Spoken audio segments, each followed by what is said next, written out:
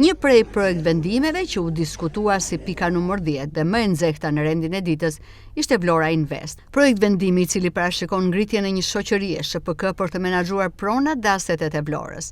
Që në nisje të diskutimeve ishin këshilltarët nga radhët e opozitës, ata të cilët ngritën hije dyshimi se krijimi i kësaj shoqërie shkakton tjetërsimin e pronave dhe aseteve në varësi të bashkisë. Sipas këshilltarëve të opozitës, Vlora Invest do të bëjë të mundur shitjen apo dhënien me qira apo koncesion të pronave dhe aseteve të bashkisë tek persona të cilët pushteti ka interesa klienteliste. Këtu ka ardhur një projekt vendim kriminal. Ky është kriminal. Pse është kriminal do thonë juve? Se do thënë gjithë mund të thonë, "Ore, pse është kriminal ky tirdi? Pse thotë ti që ky projekt vendim është kriminal?" Ore, zotërin të nderuar, po kam thënë gjithë kohë dhe do t'ua them. Ne duhet të na udhëheqë zbatimi i ligjit dhe i rregullores. Tani ky projekt vendim bie ndesh me ligjin 139/2015 për vetë qeverisjen vendore, në të cilin thuhet qartë: e deta e pronësisë ushtrohet nga Këshilli Bashkiak dhe nuk mund të delegohet. Ju çfarë kërkoni të bëni me këtë SHPK-n? Të merrni asete apo institucione apo pronësi në emër të Bashkisë Vlorë dhe t'ia delegoni kësaj SHPK-s. Këtë e keni të shkruar në ligj, unë nuk e kuptoj. Do të thënë gjithë ato amendamente, i them zotit Moçka i ka të kota, sepse që në start ligji për vetë qeverisjen vendore e ndalon delegimin e ushtrimit të pronësisë. Dhe që këtu merr fund. Pse merr fund? Sepse gjithë ky projekt vendim, po ta hapni ta lexoni, dhe unë e kam lexuar me kujdes, sepse thash edhe një herë, e kam lexuar dhe e kam parë këtë tentativë për implementim edhe në Bashkinë i Madh, në cilën faktikisht nuk është miratuar, sepse këshilltarët atje të ndërgjegjësuar edhe nga qytetarët nuk e kanë miratuar sepse e konsiderojnë dhe ata kriminale këtë, vjedhse ndaj qytetarëve. Dhe për të arsye nuk e kanë miratuar dhe ata një marë, por dolën në emër të Zotit, të cilët kemi garantuar ndofta diku atje lart, atyre që kanë interesa të mëdha lidhur me Vlorën dhe territorin e Vlorës, që e bëjmë ne ose bën dot Vangel Tavua, e bën Bruna Mersini në Vlorë, do ta shikoni si e bëjmë. Do t'i sjellim dhe ata ditën e shtunë aty që të votojnë me një këmbë. Tani për të thënë të vërtetën, këtu shoqëria ushtron veprimtari tregtare në fushën e turizmit, kulturës, zhvillimit bujqësor, blegtoral dhe projekteve që lidhen me energjinë e rinovueshme. Kryetari vendimmarrës është Këshilli Bashkiak kaq. E përcakton veni 54 131/2015. Mbaruar debati. Kaq, mos e shmangni Këshilli Bashkiak se ai është vendimmarrës i vetëm. Shoqëritë që kemi 4 shoqëri që u diskutua, e para janë SHA dhe kanë tjetër konoficjon juridik, nuk ka lidhje me SHPK-n. Tani, projekt vendimi duhet ishte i shoqëruar me studim financiar, që ka 2 elemente bazë. Pritshmëritë në kuprimin financiar dhe mënyrën si këto përfitime do shkojnë në favor të publikut, pak a shumë, me shumicën e gjërave të zotit Hoxha jam dakord. Mënyra e organizimit dhe operimit në fazën e aktivitetit tregtar del jashtë kuadrit ligjor. Qëllimi i ligjit është antikushtetues edhe çon a priori interesin e përgjithshëm, atëherë kryetari i bashkisë përfaqëson interesin publik, administron pronën publike.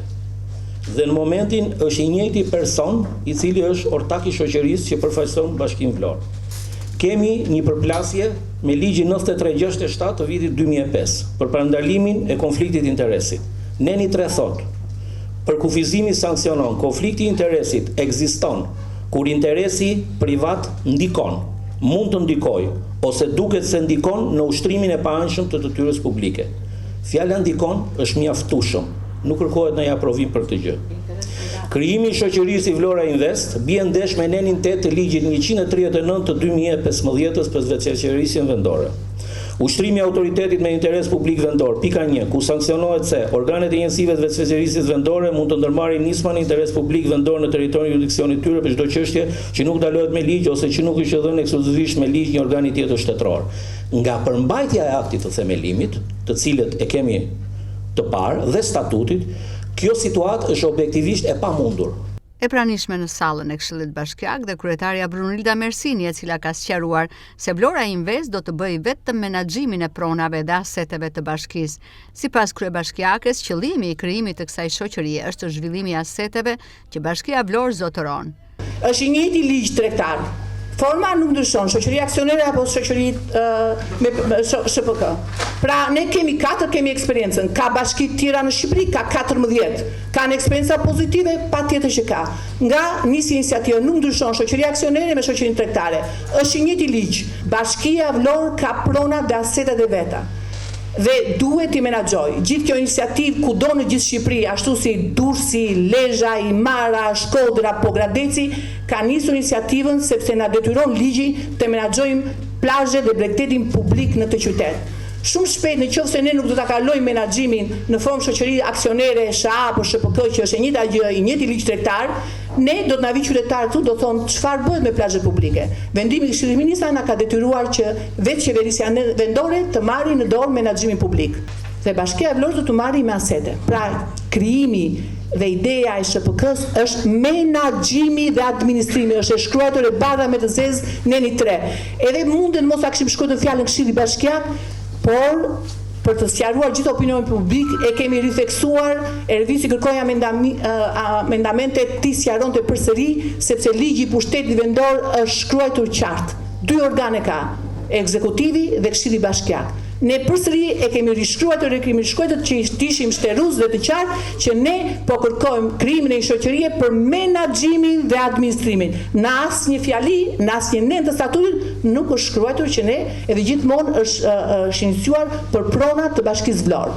Me 29 vota pro, duke kaluar kriterin e 50+1% të numrit të anëtarëve të Këshillit Bashkiak, është miratuar krijimi i shoqërisë Vlora Invest.